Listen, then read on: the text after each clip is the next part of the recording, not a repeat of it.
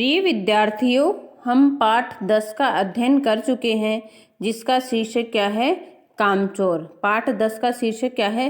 कामचोर है। लेखक हैं इस्मत चुगताई जी, इसके क्या हैं? लेखक थे। ठीक है ना। इसके लेखक कौन थे? इस्मत चुगताई जी इसके लेखक थे। कामचोर शीर्षक था इसका। आज हम इस पाठ के क्या करते हैं? प्रश्नोत्तर करने जा रहे हैं। प्रश्न नंबर 1 है, कहानी में मोटे मोटे किस काम के हैं? किनके बारे में और क्यों कहा गया है? कहानी में कहा गया ना कि ये मोटे मोटे किस काम के हैं, तो यह किनके बारे में कहा गया है और क्यों कहा गया है? तो कहानी में मोटे मोटे किस काम के हैं? बच्चों के बारे में कहा गया। क्यों? क्योंकि वे घर के कामकाज में जरा सी भी मदद नहीं करते थे तथा दिन भर उधम मचाते रहते थे। इस तरह से ये क्या हो गए थे? कामचोर हो गए थे। वापस से इसको देख लेना। कहानी में मोटे मोटे किस काम के हैं? किनके बारे में कहा गया है? घर में जो बच्चे थे उनके बारे में कहा गया था, क्योंकि वो घर का कोई भी कार्य नहीं कर रहे थे तथा दिन भर सिर्फ उधम मचा रहे थे। इस कारण से वो क्या हो गए थे? कामचोर हो गए थे। इसलिए उनको कहा गया कि ये मोटे मोटे किस काम के हैं। अगला हमारा प्रश्न है, बच्चों के उधम मचाने के कारण घर की क्या दुर्दशा हुई? बच्चों के उधम मचाने से घर अस्त व्यस्त हो गया। मटके सुराइयाँ इधर उधर लुढ़क गए। घर के सारे बर्तन अस्त व्यस्त हो गए। पशु पक्षी इधर उधर भागने लगे। भेड़ें भाग रही हैं, मुर्गियाँ भाग रही हैं। हुआ था ना। घर में धूल मिट्टी और कीचड़ का ढेर लग गया। मटर की सब्जी बनने से पहले ही भेड़ें खा गई। मुर्गियों के कारण कपड़े गंदे हो गए। इस वजह से पारिवारिक शांति भी भंग हो गई और अम्मा ने तो घर छोड़ने तक का फैसला ले लिया। अर्थात बच्चों के उधम मचाने के घर की क्या क्या दुर्दशा हो गई थी? बच्चों के उधम मचाने से घर पूरा अस्त व्यस्त हो गया था। मटके सुराइयाँ सारी इधर उधर लुढ़क गए। घर के सारे बर्तन अस्त व्यस्त हो गए। पशु पक्षी इधर उधर भागने लगे। घर में धूल मिट्टी कीचड़ का ढेर लग गया। मटर की सब्जी बनने से पहले ही भेड़ें खा गई। मुर्गियों के कारण सारे कपड़े क्या हो गए? गंदे हो गए। इस वजह से परिवार की शांति भी भंग हो गई। अम्मा ने तो घर छोड़ने का क्या ले लिया था? फैसला ले लिया था। प्रश्न नंबर 3 है, या तो बच्चा राज कायम कर लो या मुझे ही रख लो। अम्मा ने कब कहा और इसका परिणाम क्या हुआ? अम्मा ने कहा था ना कि बच्चा राज कायम कर लो या फिर मुझे ही रख लो। ये कब कहा था? और जब अम्मा ने यह कहा तो क्या परिणाम निकला उसका? अम्मा ने बच्चों द्वारा किए गए घर की हालत को देखकर ऐसा कहा था। जब बच्चों ने पूरी घर की हालत बिगाड़ दी थी, तब अम्मा ने ऐसा कहा था। जब पिताजी ने बच्चों को घर के काम काज में हाथ बटाने को कहा, तब उन्होंने इसके विपरीत सारे घर को क्या कर दिया? तहस नहस कर दिया, जिससे अम्मा जी बहुत अधिक परेशान हो गई थी। इसका परिणाम ये हुआ कि पिताजी ने घर की किसी भी चीज को बच्चों को हाथ ना लगाने की क्या दे डाली? हिदायत। पहले तो क्या कहा था? जो काम नहीं करेगा उसको खाना नहीं मिलेगा। लेकिन बाद में पिताजी ने क्या कहा कि अगर किसी ने घर का काम किया तो उसे रात का खाना नहीं दिया जाएगा। क्यों? क्योंकि अम्मा ने धमकी दी थी, या तो इन बच्चों से काम करवाओ या मुझे यहाँ पे रखो। अगला हमारा प्रश्न है, कामचोर कहानी क्या संदेश देती है?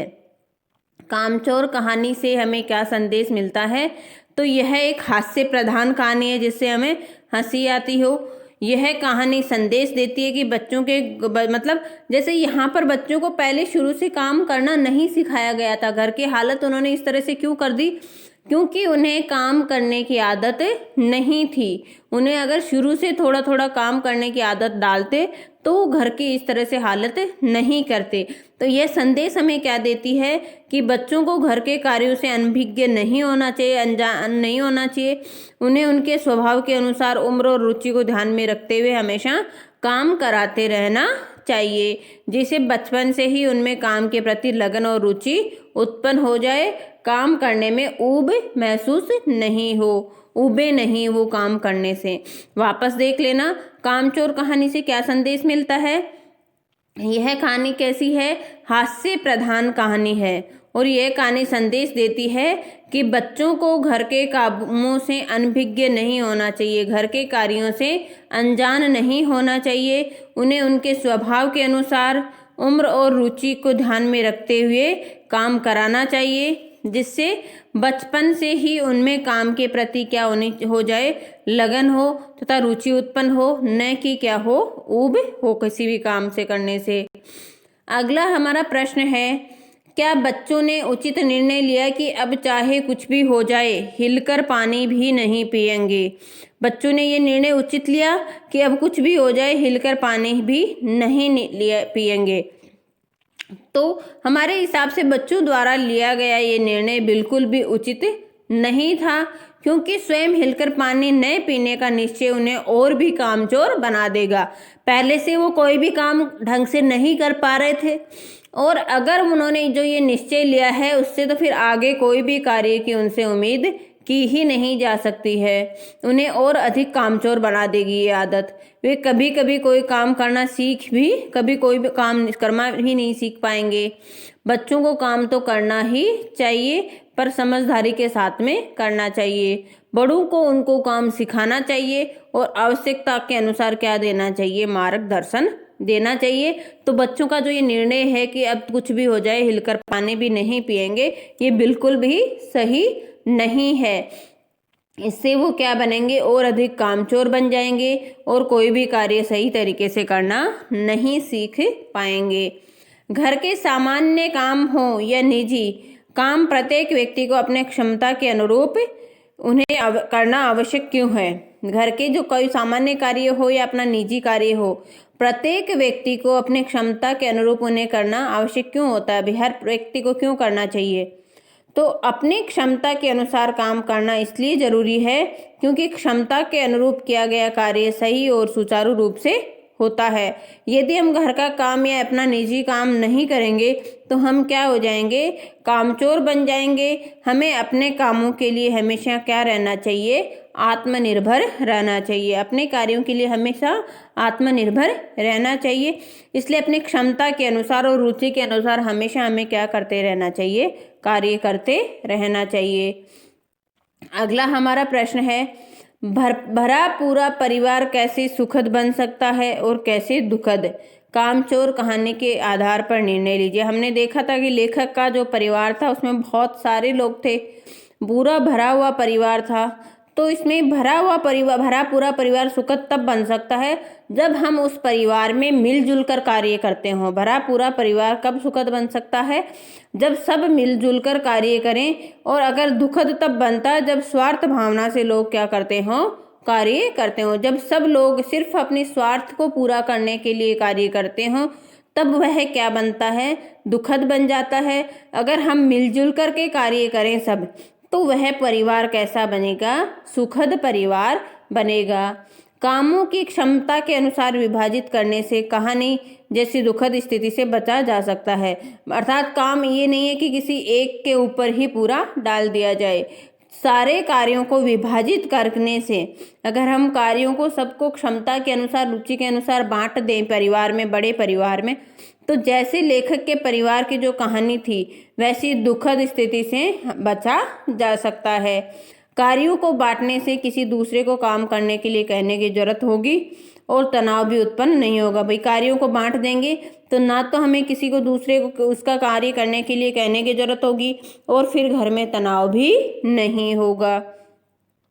प्रश्न नंबर हमारा 8 है, बड़े होते बच्चे किस प्रकार माता पिता के सहयोगी हो सकते हैं? बड़े होते बच्चे किस प्रकार माता पिता के सहयोगी हो सकते हैं और किस प्रकार भार? कामचोर कहानी के आधार पर अपने विचार व्यक्त कीजिए। बड़े होते बच्चे यदि माता पिता को छोटे छोटे कार्यों में मदद करें तो वे उनके क्या हो सकते हैं, सहयोगी हो सकते हैं। जैसे अपना कार्य स्वयं अपने आप स्कूल के लिए तैयार हो जाएं, अपने खाने के बर्तन यथास्थान पर लगाएं या अपने कमरे को सही तरीके से जमा कर रखें, सहज करके रखें, फैलाकर नहीं रखें। इस तरह से करने से क्या होता है, वो अपने माता पिता के क्या हो सकते हैं, बहुत बड़े सहयोगी हो सकते हैं, मदद करने वाले हो सकते हैं। यदि हम बच्चों को उनको कार्य करने की सीख ही नहीं देते हैं तो वह सहयोग के स्थान पर माता पिता के लिए क्या बन जाते हैं, भार साबित होते हैं। उनके बड़े होने पर उनके कोई कार्य कराया जाए तो वह उन कार्य को भली भांति करने के स्थान पर क्या कर देते हैं, तहस नहस कर देंगे। जैसे कि हमने कामचोर कहानी में पढ़ा है, बच्चों ने सारे घर का हाल कैसे कर दिया था। इसलिए माता पिता को बच्चों को उनके स्वभाव के अनुसार उम्र और रुचि को ध्यान में रखते हुए कार्य कराना चाहिए, जिससे बचपन से ही उनमें काम के प्रति लगन और रुचि उत्पन्न हो, न कि ऊब हो, और उनके सहयोगी बन सके, ना कि वो उनके क्या बने, भार बने। ना कि वो बच्चे उनके लिए भार बन जाएं, अपितु वो उनके लिए क्या बने, सहयोगी बने। इस तरह से माता पिता को क्या करने चाहिए, अपने बच्चों में प्रारंभ से ही कुछ रुचि के अनुसार, क्षमता के अनुसार उनसे छोटे छोटे कार्य करवाते रहने चाहिए। अगला हमारा प्रश्न है, प्रश्न नंबर 9, कामचोर कहानी एकल परिवार की कहानी है या संयुक्त परिवार की? इन दोनों के तरह के परिवारों में क्या क्या अंतर होते हैं? कामचोर कहानी संयुक्त परिवार की कहानी है। इन दोनों में अंतर इस प्रकार है, एकल परिवार के सदस्यों की संख्या 3 से 4 होती है, माँ पिता व बच्चे होते हैं। संयुक्त परिवार में सदस्यों की संख्या ज़्यादा होती है, क्योंकि इसमें चाचा चाची, ताऊजी ताईजी, माँ पिताजी, बच्चे सब भी सम्मिलित होते हैं। एकल परिवार में सारा कार्य स्वयं करना पड़ता है, जबकि संयुक्त परिवार में सब लोग क्या करते हैं, मिलजुल कर कार्य करते हैं। एकल परिवार में जीवन के सुख दुखों का अकेले सामना करना पड़ता है, जबकि संयुक्त परिवार में सारे सदस्य मिलकर के जीवन के सुख दुख का सामना करते हैं। अगला है भाषा की बात। अगला प्रश्न हमारा क्या है, भाषा की बात से संबंधित है। धूली बेधुली बाल्टी लेकर 8 हाथ 4 धनों पर पिल पड़े। धूली शब्द के पहले बे लगाकर बेधुली बना है, जिसका अर्थ क्या हो जाएगा, बिना धुली। बे एक क्या है, उपसर्ग है। बे उपसर्ग से बनने वाले कुछ और शब्द हैं, बेतुका, बेईमान, बेघर, बेचैन, बेहोश आदि। आप भी नीचे दिखे उपसर्गों से बनने वाले शब्द बनाइए। प्र उपसर्ग लगाकर बना सकते हैं हम। प्र से प्रबल, प्रभाव, प्रयोग, प्रचलन, प्रवचन, ठीक है ना, प्रदेश। इस तरह से प्र उपसर्ग लगाकर हम क्या कर सकते हैं, शब्द बना सकते हैं। आ उपसर्ग लगा के बना सकते हो, आमरण, आजन्म, आभार, आगत, ठीक है ना, ये क्या हो जाएंगे, आ उपसर्ग के शब्द हो जाएंगे। फिर है भर, भरपेट, भरपूर, भरमार, भरसक, ठीक है ना, ये किसके हैं, भर उपसर्ग के हैं। अगला है बद।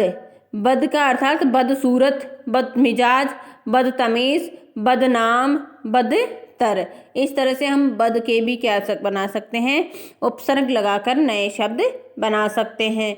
एक चीज ध्यान रखना, जो शब्द से पहले लगता है वो क्या कहलाता है, उपसर्ग कहलाता है।